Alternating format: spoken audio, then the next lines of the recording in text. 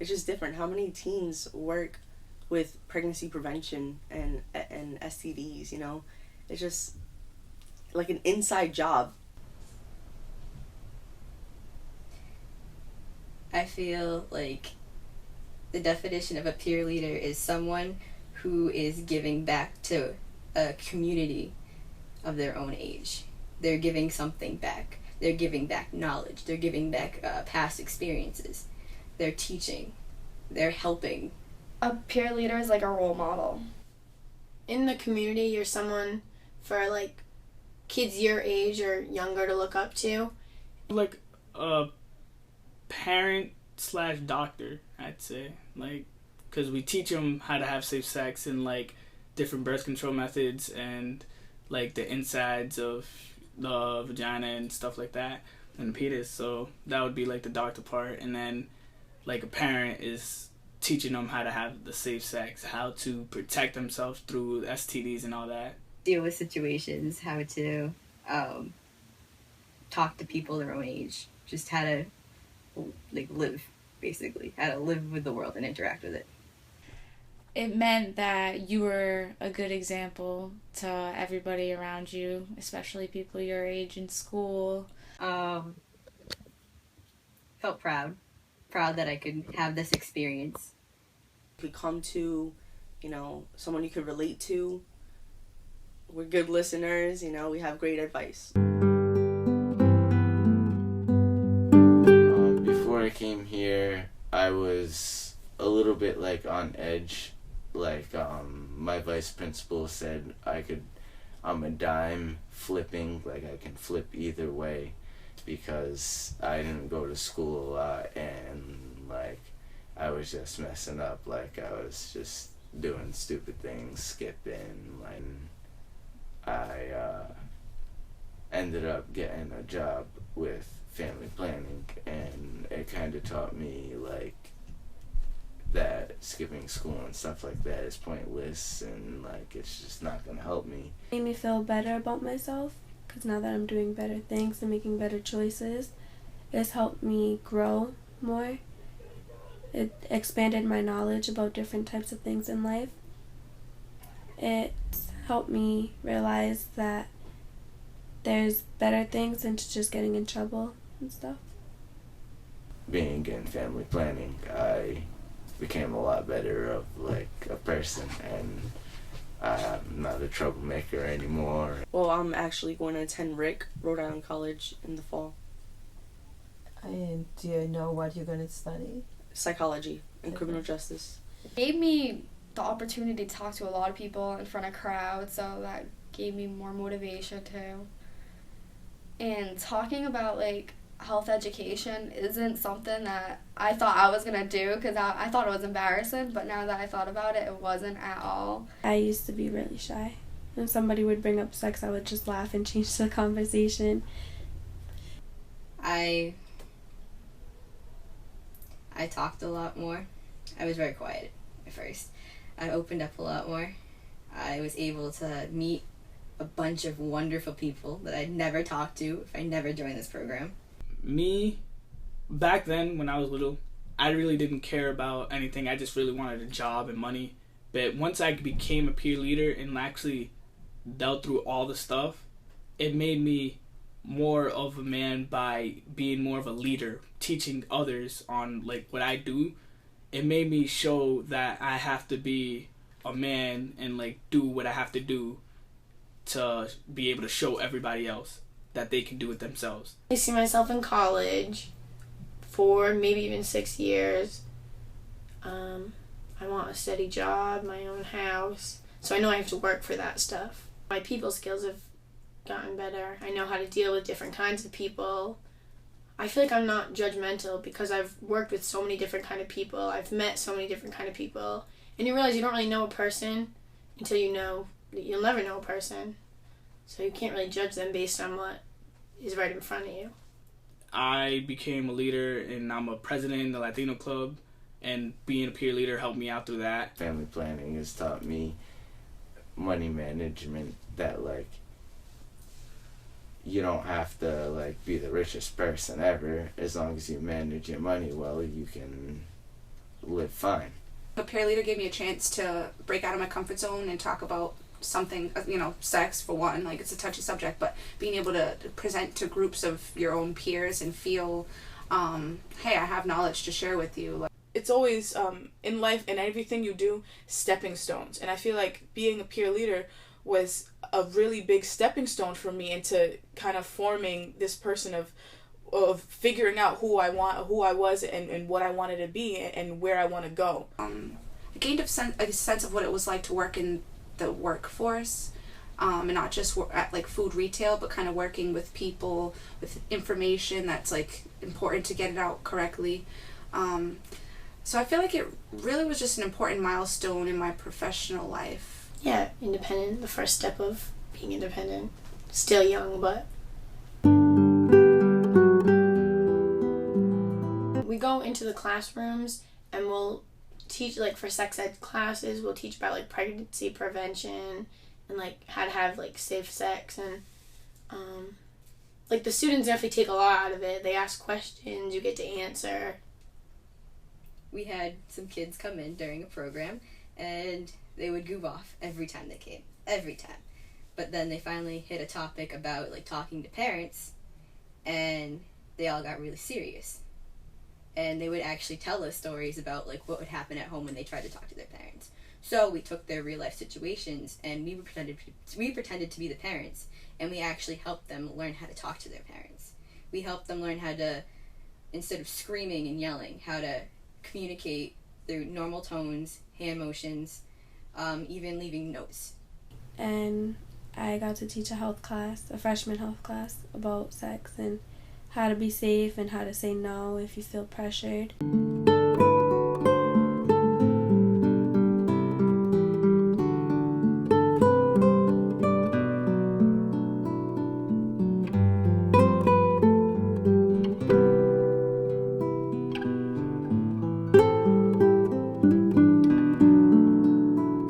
Different things. You get to work with the churches. We work at soup kitchens. And that's actually another thing that helps you like build self-confidence. It's just nice being able to like get out there. I've met so many new people. Like we do the Operation Christmas, which is tons of great people volunteering, and we do different events at like housing facilities. So we'll do like summer, like kick off to summers, and meet lots of kids, and it's fun for them, fun for us too. We did a lot of volunteer work, and granted, we did get paid for it. It was work study because we were getting paid cash, but we were also gaining experience. It makes me feel good because knowing that they don't really have much, and it makes me appreciate that I have more.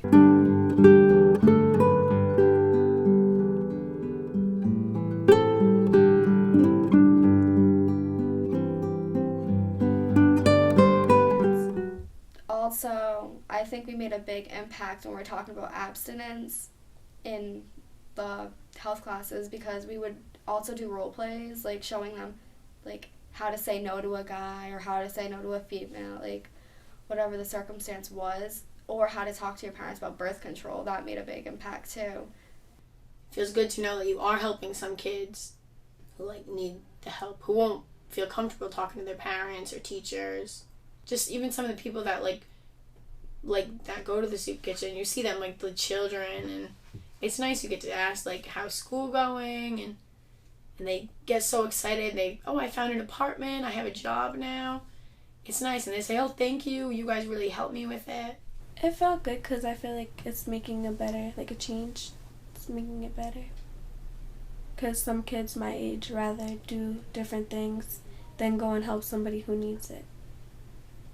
So I feel like if people see more kids my age doing it, then they would want to do it too. We went in and spoke with one of the senators and explained to him why the program mattered to us, what we thought it did for us, and what it did for the community, really. And that was a good experience to be able to speak to somebody of high power as a peer leader, just because we had that opportunity. The representatives talked to probably over 20, 30 representatives at a time. It was nice, and they made us feel like we mattered. The State House gave me confidence. The State House made me feel like my opinion mattered. Like, I could give something back. I could do something for my community.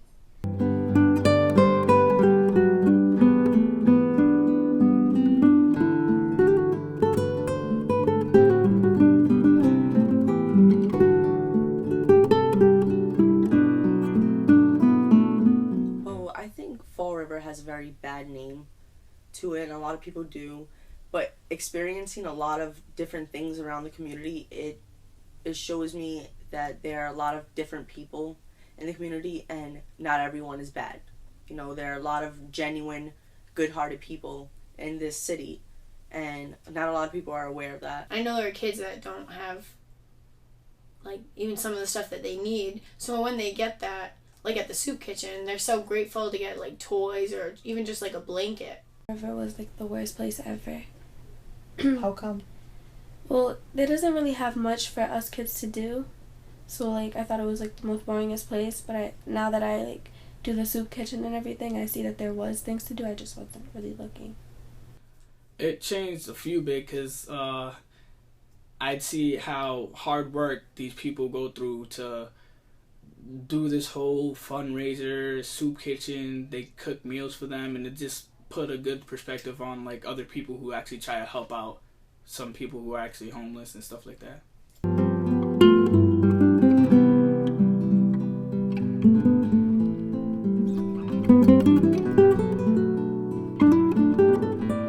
You always know that it's like another family here. It's like, you know, you have somebody else if you need someone to talk to, and you can come here. Other peer leaders, we worked really well together.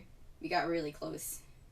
It was, you worked so long with them, and you worked together on such touchy subjects sometimes that you all had to you grew close to each other. It was a nice experience to have a group of girls or a group of peers that you actually got to get close to. You would solve problems with, you could talk to, you could hit up at any time just to talk about something stupid, like what was the homework for that day, or hey, I'm having an issue, could you come help me out? Now I know more people because of working here at Family Planning and all the other peer leaders, so we're like a little family. You know, we're all kind of like brothers and sisters.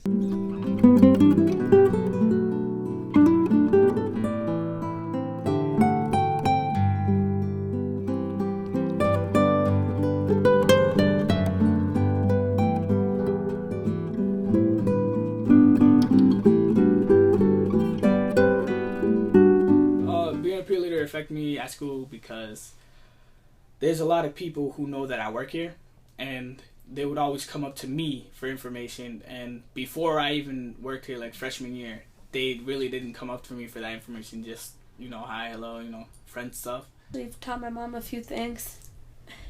Tell and me my about sisters. My mom knew about certain types of STDs, but she didn't know, like, the newer kinds, like, and all the new information about it. And she always asked me, like, about different things. And, like, sometimes I feel uncomfortable because she's my mom, but at the same time, I have confidence in her. My health teacher, because I had her freshman year, and then last year I went into her class, and I taught, like, the sex ed, and she thought it was so funny that she was teaching me sex ed, and now I'm teaching her class about it. And she thought it was really cool that, like, they have the students teach the classes.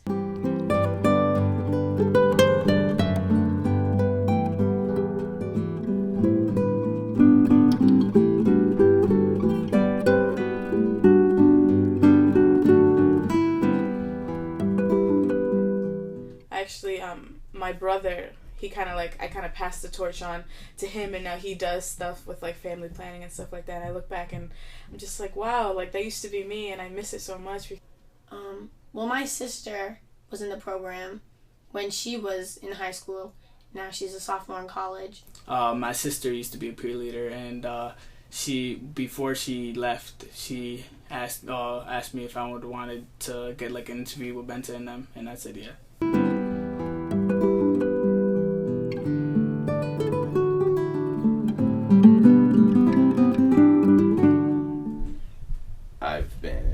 I've been to events for family planning, like at parks and stuff, so he saw me with a family planning shirt and stuff, so he knew that I was in family planning. And he came up to me and he asked me if you have an STD,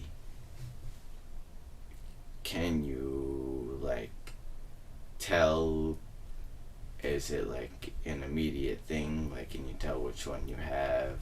And like he was just asking me like is there any immediate sign? And she thought she was pregnant at the time, so I had her go into family planning and get a pregnancy test and make sure she was on birth control because she wasn't at the time. So I put her on birth control. Well, I didn't do it myself, but I told her to, and she took my advice and she did, and now she's having protected sex and she doesn't get those pregnancy scares. Having sex with her boyfriend, and I told them family planning is for free. You can go there, you can either call ahead and ask for a baggie filled with condoms, or you can just go in the little waiting room, and then there's like a basket. And she called ahead and she went. It's usually boys that are the ones asking for the condoms, which is good that they're thinking about keeping it safe. And she came to me, she was like, I really need to talk to you, and she was like scared, and I told her to calm down, breathe, and to talk to me. And she started crying and telling me everything, and then I told her just make an appointment and they'll help you from there. Called me up and he didn't want to like talk to anybody else, but he knew that I worked here, so he knew that I knew some information and other things that he feels more comfortable to talk to me about. And he felt that there was this one moment that he didn't need condoms, he's told me, and he came calling to me thinking that his girl was pregnant, and I told him some information. It could be just a pregnancy scare. She could have missed her period. I told him to get condoms at family planning, or either I'll get them for him, and to go to family planning to get that checked out, and it was just a pregnancy scare, and I helped him through that, and I taught him how to have safe sex and to actually start wearing a condom. And his girlfriend decided to go on birth controls ever since then. First time they had sex, the condom ended up breaking, and they didn't know what to do. They were terrified, so they had to call in here, and they ended up getting the Plan B, so that saved them a lot. And they were very, very happy that they had me as a connection. Because, I don't know, a lot of kids will be scared to call in because they think their parents are going to find out. So it's nice knowing that they can trust you and trust the business. Over the course of many years, I've been working with the peer leaders in the cities of Fall River and Taunton. Leader program is actually a wonderful program. It's a chance to get to watch young people grow from very young adolescence into their young adulthood. It's watching young people not knowing exactly what they're doing, then being able to find themselves. When you teach somebody this skill, it's a learning curve. So with that, you teach this peer leader to present in class. It doesn't happen overnight. So as you're teaching them these skills and they're learning how birth control methods work to be able to present that, you're also teaching them how to uphold themselves in the community, because now they're looked at like the expert. But not just with birth control methods, they're also looked at as they're now in a teacher role in the classroom. So now they can't go and mess up in English and math class. They're held to a higher standard. So they can't get into fights. They can't get into arguments with teachers. They can't be the kid that happens to be smoking pot, because they're not looked at like that anymore. Some of the major accomplishments of this program is that we postpone pregnancies, and we make sure that kids or young people always have a place to come when they're part of this program. If these doors are open, these young people have a place to come to through the course of time. There are young people that show up at our door 20 years later that just need somebody to talk to, and we're still here. The same people. Sometimes we don't even recognize them. until they open their mouth, we hear their voice, something. Like, these kids were important to me. I knew their family histories.